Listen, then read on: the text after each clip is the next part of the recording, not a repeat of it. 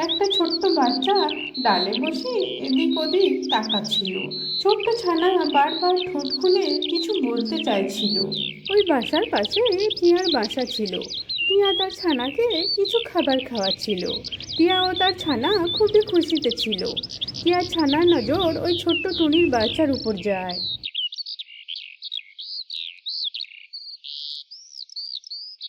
মা দেখো, ওই বাসায় টুনির বাচ্চা কি করছে।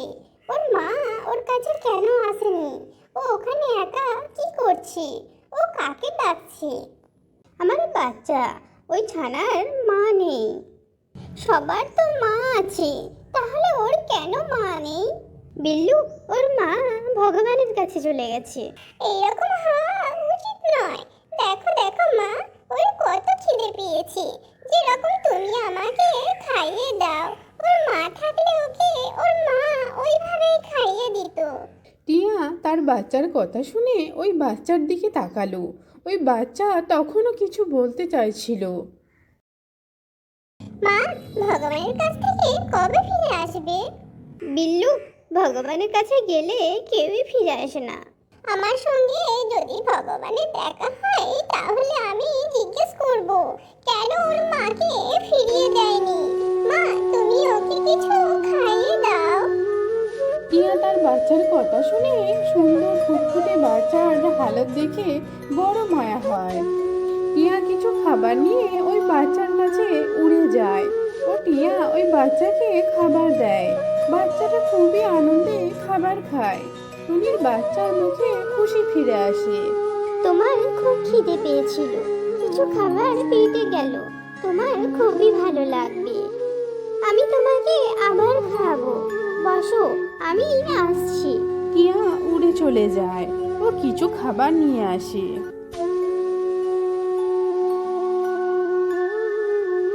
বাচ্চা, আমি খাবার রেখে দিচ্ছি, খিদে লাগলে খেয়ে নেবে। আমাকে তোমার কাকি ভেবে কোনো অসুবিধা হলে বলবে। তুমি একাই থাকো?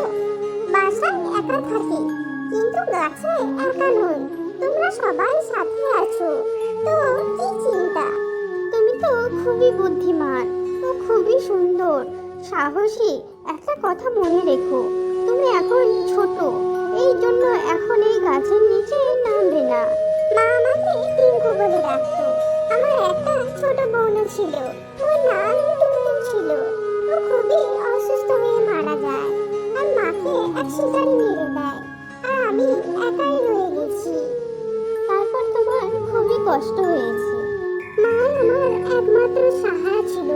মায়ের যাওয়ার পরে আমি অনাথ হয়ে গেছি। ছোট হওয়ার জন্য আমি এদিক ওদিক যেতেই পারিনি। মা ও বোনকে আমার খুবই মনে পড়ে। অন্যদিকে খিদেই আমি অনেক কষ্ট পেয়েছি। আশেপাশে খাবার কিছুই ছিল না। আমি খুবই দুর্বল হয়ে পড়েছিলাম। তারপর আমি গাছের পাতা খেয়েছিলাম। ও হো হো বাচ্চা, মা ছাড়া বাচ্চার খুবই খারাপ অবস্থা হয়। তোমায় কেউই সাহায্য করেনি। আমি মন খারাপ করে বাসার মধ্যে বসেছিলাম।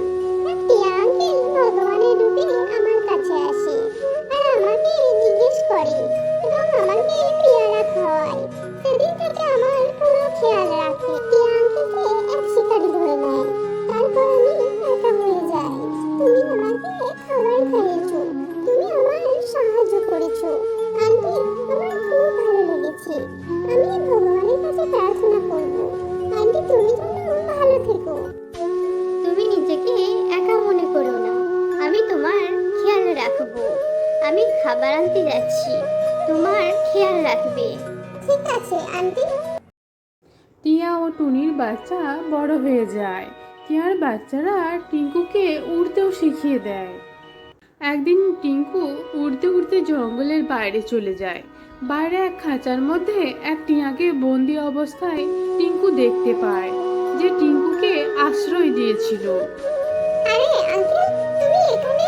আমি টিঙ্কু। তুমি এখন এই খাঁচায় বন্দি হয়ে আছো। আমি তোমাকে এখান থেকে ছাড়াবোই। আরে টিঙ্কু, তুমি বড় হয়ে গেছো। আমি তো তোমাকে চিনতেই পারছি না। তুমি ঠিক আছো তো? আঙ্কেল, আমি ঠিক আছি, কিন্তু তুমি ঠিক নও। আমি তোমাকে এখান থেকে ছাড়িয়ে নিয়ে যেতে চাই। তুমি চলে চলে যাও এখান থেকে, নয়তো তোমাকেও ধরে নেবে। ওই শিকারী আমাকে ধরে এখানে পাঠিয়েছে। এই মালিকও আমাকে খাঁচা থেকে কখনোই বাইরে যেতে দেয় না।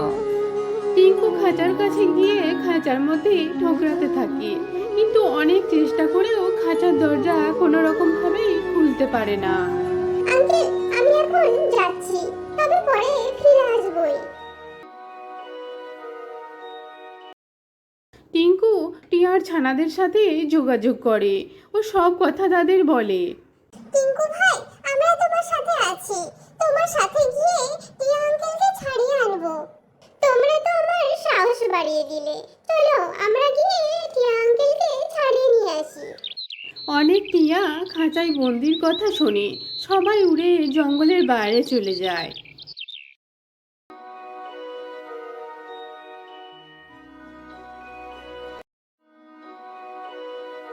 টিঙ্কু সবাইকে নিয়ে টিয়া আঙ্কেলের খাঁচার কাছে হাজির হয়। খাঁচা নিচে নামানো ছিল। আঙ্কেল, আমরা এসে গেছি। এবার আমরা তোমাকে না নিয়ে যাব না। ওরা সবাই খাঁচার দরজা খুলে দেয়। টিয়া আঙ্কেল দরজার বাইরে বেরিয়ে আসে। সবাই খুশি হয়। তাদের খুশি নষ্ট হয়ে যায়। এক ছোট্ট মেয়ে তাদের উপর কাপড় ঢাকা দিয়ে দেয়। সবাই কাপড়ের নিচে ফেঁসে যায়। বাচ্চারা, এটা তো খুবই খারাপ হলো। আমার সাথে তোমরাও সবাই ফেঁসে গেলে। তখন বাকি তোতারা ওই কাপড় তুলে নেয়। সবাই বেরিয়ে আসে আর সবাই পালিয়ে যায়।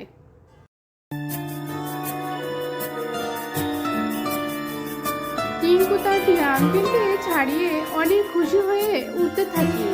টিয়া আঙ্কেল ও টিঙ্কু বাকি তোতারা সবাই জঙ্গলের দিকে উড়ে চলে যায়।